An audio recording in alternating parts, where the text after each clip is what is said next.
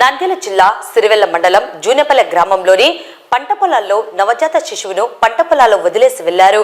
పంట చేల్లో కూలికి పిలిచేందుకు వెళ్లిన ఓ వ్యక్తికి శిశువు ఏడ్పు వినిపించడంతో అక్కడికి వెళ్లి చూడగా నవజాత శిశువు లభ్యమైంది.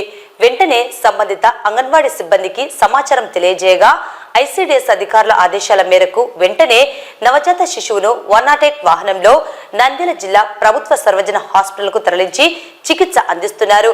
ప్రస్తుతం శిశువు ఆరోగ్యంగా ఉందని, మెరుగైన స్థితి వచ్చే వరకు వైద్య చికిత్స అందించి అనంతరం ఐసీడీఎస్ శిశు గృహానికి అప్పచెప్పడం ఉంటుందని వైద్యురాలు తేజస్విని తెలిపారు.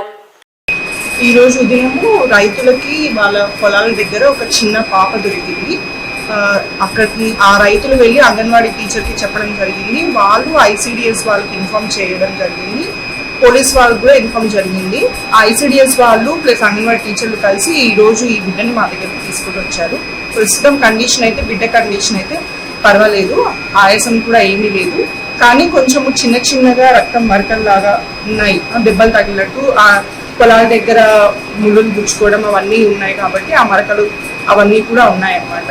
ప్రస్తుతం పాపకి అయితే పాలు కూడా తాగిచ్చాము, పాలు కూడా బాగానే తాగుతుంది. ప్రస్తుతానికి అబ్జర్వేషన్ లో పెట్టాము. ఒక రోజు అయింది, ఈ రోజు ఉదయం కానీ నిన్న రాత్రి కానీ అలా జరిగిండొచ్చు. ఇది ఇంకా కొంచెం కోలుకున్నాక ఐసీడీఎస్ టీం వాళ్ళకి అప్పచెప్పాము. తేజస్ తర్వాత ఆయమ్మ వచ్చి చేసిన టైర్డ్ పాప చూసుకుంటూ మండలంలో సిరివెల్ల